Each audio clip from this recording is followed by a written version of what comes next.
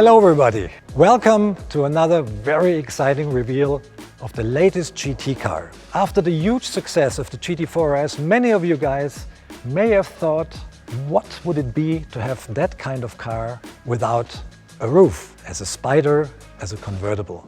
And behind me you will find the answer how it looks. And I can tell you it looks great. Here it is, 718 Spyder RS. You see the car here with the Weissach package. It's a GT4 RS without a roof, but it's a lot more than just a normal coupe with a chopped off roof. It is way more. There's so much technology in this car. There's so many modifications. I think it's the best open air festival a GT car can offer. And we're very proud to be able to present that car right now. So now let's take a look at the car.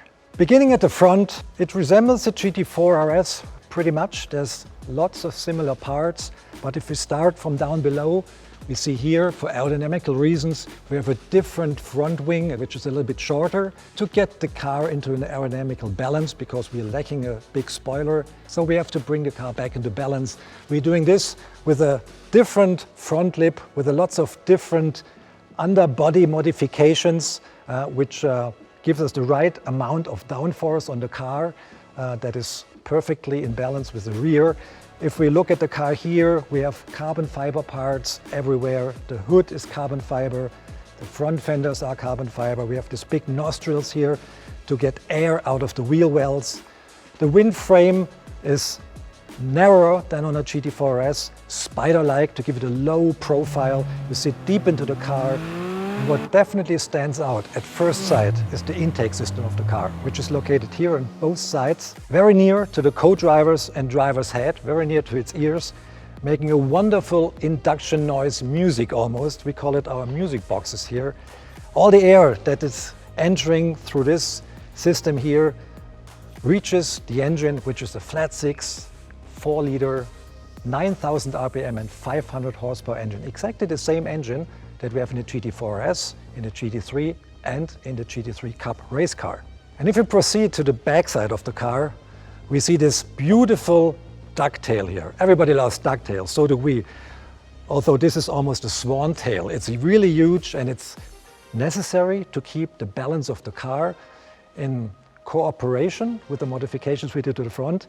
We could achieve a zero lift situation even on an open car. Normally, an open car always has a lot of lift at speed. This one hasn't. This is perfectly neutral.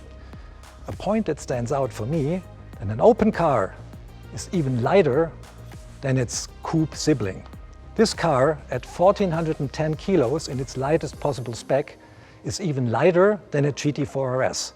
And if you leave away the top, and we come to the top later, it's even less, so you end up at 1,402 kilos with a topped-off tank. This is unparalleled before, and if you drive the car, even from the standstill, from the parking lot, you feel immediately the agility, the lightweight feeling the car offers, and this is so much fun, even if you're not at speed. And now let's have a look at these beautiful wheels. I love the design, so lightweight, and I'm a wheel freak, to be honest. I like silver wheels a lot. And the design is the lightest possible way and the stiffest possible way to make the best lightweight design out of a rim. So it's not because we think it's beautiful, it's purely functional, and it's very much leaned on the design of the wheel from the race car RS Spyder on the Spyder RS.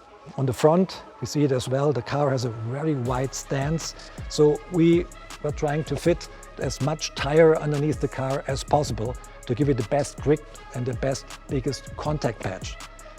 The suspension features the latest technology dampers, PASM system, is a little bit softer sprung than the GT4 RS, so we adapted a little bit to the main use of the car. The main use is enjoy the car on legal roads, up and down the mountains, on curvy backcountry roads. This is exactly how we set that car up, and it works brilliantly. The interior. Race bucket seats come standard.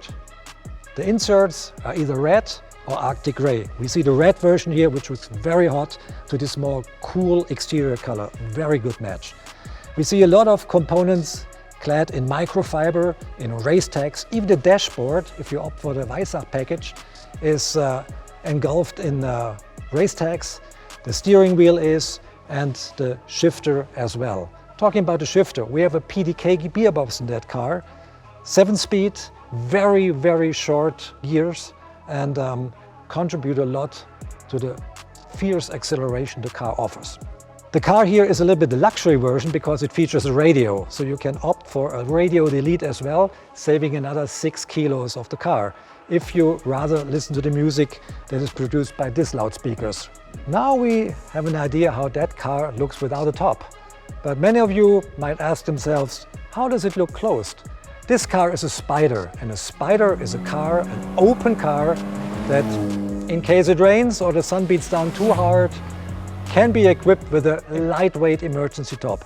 And we want to demonstrate how the car looks with the top, but it's a little bit a procedure. We really love to celebrate the procedure. It's not the push of a button. We want a lightweight, really lightweight top here, and it's 16 kilos lighter than the top of a Boxster. Let me introduce Markus Atz, my good colleague here. He was the project manager of this car, and he knows this car at least as good as I do. And he will give me a hand demonstrating how to put up the top. You can do it on your own, no problem. Everybody can do it with a little bit of practice in about 2 minutes. Okay, Markus, let's hit it. First thing, we open the rear lid. You do that for me, please, or we can do it together.